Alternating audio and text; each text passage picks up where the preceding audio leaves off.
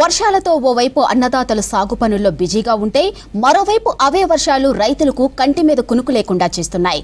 కొనుగోలు కేంద్రాలకు తీసుకువచ్చిన ధాన్యం వర్షాలతో తడిచి ముద్దవుతున్నాయి. ఇక రైస్ మిల్లర్ల తీరు, ట్రాన్స్పోర్ట్ సమస్యలతో ధాన్యం కొనుగోళ్లలో ఆలస్యమవుతుందంటున్నారు రైతులు.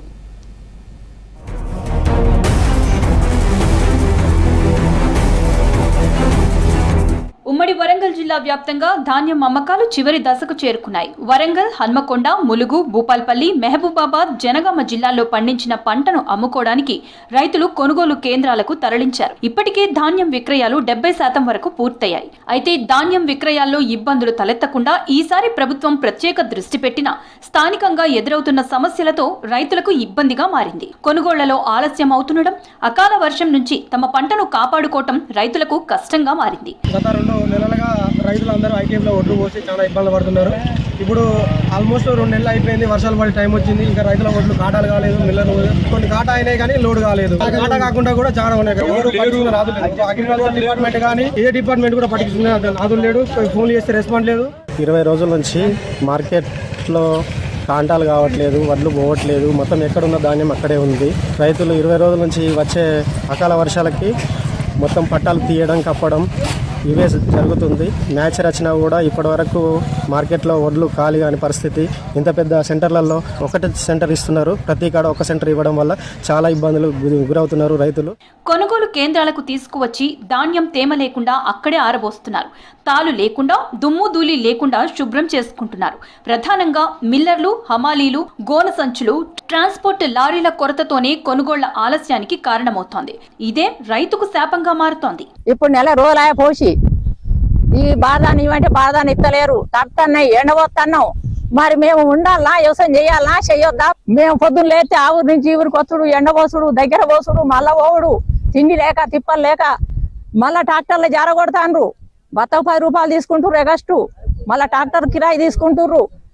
మమ్మల్ని పరిశాన్ చేస్తాండ్రు. పోసినాక 2-3 రోజుల తర్వాత మేము సీరియల్ రాపించినాం సార్. ఆ సీరియల్ ఎప్పుడు వస్తుందో మాకు తెలియదు. కానీ వర్షానికి 4-5 సార్లు తరల పోసినాం సార్. ఈడికి మేము పంట పండించి మాకు మిగిలింది ఏం లేదు సార్. కూళ్ళకే అవుతాను. పడితే కూల్లే, పక్కకు పోతే కూల్లే, మళ్ళీ దగ్గర పోతే కూల్లే. మా వల్ల అయితే లేదు సార్. ఈ పంట వండియలేమనిపిస్తుంది, మాకు అంతా విసుకొస్తుంది. మరోవైపు అల్పపీడన ద్రోణి ప్రభావంతో అడ్వాన్స్ గా నైరుతి రుతుపవనాలు రాష్ట్రానికి చేరాయి. దీంతో వర్షాలు దంచి కొడుతున్నాయి. వర్షాలతో కొనుగోలు కేంద్రాల్లో పంట దెబ్బతిని ధాన్యం తడిస్తే అమ్ముకోవడానికి ఇబ్బందులు పడుతున్నామని అంటున్నారు రైతులు. వరంగల్, జనగామ, మహబూబాబాద్, భూపాల్పల్లి జిల్లాల్లో ఈ ప్రభావం ఎక్కువగా ఉంది. దంతాలపల్లి, నరసింహులపేట, చిల్పూర్లో రైతులు ఆందోళన చేశారు.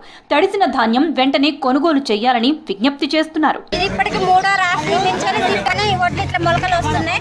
లారీలు పంపించక వడ్లు నష్టపోతున్నాం. మేము కౌలు చేసిన పొలాలు రైతులకు ఏమన్నా లాభం ఉన్నదా సార్? మేము మనం కట్టించలే సరిపోతుంది. మాకు దిగుబాటు ఏం లేదు కదా సార్ ఈ వడ్ల మీద.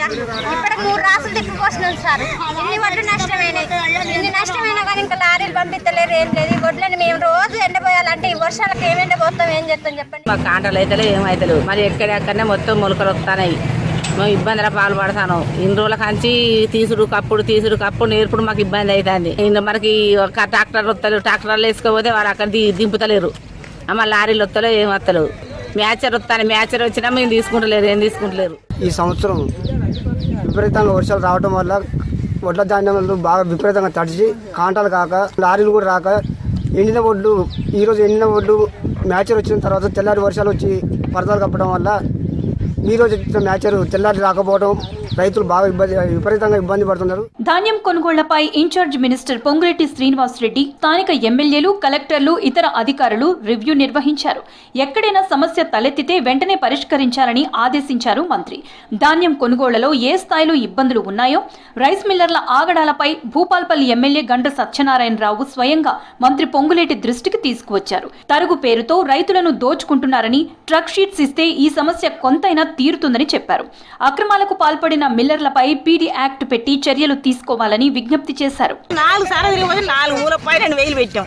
ఇక మా వల్ల కదా పెట్టాం. ఎందుకంటే లేట్ అయింది, మనం ఏం చేస్తాం? లేట్ అయింది ఏంటంటే వస్తాను, ఏంటంటే పోతాను, ఏంటంటే వస్తాను, లారీలు వస్తాను. ఈ వడత చచ్చిపోయే రోజు వచ్చింది. నేను ఒడ్లు పోసి నెల మీద 15 రోజులు అవుతుంది. నా ఈ కొద్ది ఒడ్లైనా మొత్తం నీళ్ళలో ఇయ్యాల మొత్తం నీళ్ళకి వెళ్ళి కూడా దేవి పక్కకు పోసిన ఒక మాకు సీరియల్ అనేది మేము రాస్తాను కానీ మధ్య మధ్యలో మా కాకుండా కూడా వేరే వాళ్ళకి పోతున్నాయి. మా ఆవేదన అర్థం చేసుకొని మా త్వరగా పంపించే ప్రయత్నం చేయాలని ప్రభుత్వాన్ని వేడుకుంటాం. ముందుగానే రుతుపవనాలతో వర్షాలు పడుతున్నాయి. అడ్వాన్స్ గా రైతులు సాగు పనులు మొదలు పెట్టాల్సి వచ్చింది. దీంతో ఓవైపు ధాన్యం విక్రయించుకోవడం, మరోవైపు వానాకాలం పంటకు సన్నద్ధం కావడం రైతన్నలకు ఇబ్బందిగా మారింది. ధాన్యం విక్రయాలు మరింత వేగంగా పూర్తయ్యేలా అధికారులు ప్రత్యేక దృష్టి పెట్టాలని కోరుతున్నారు రైతులు.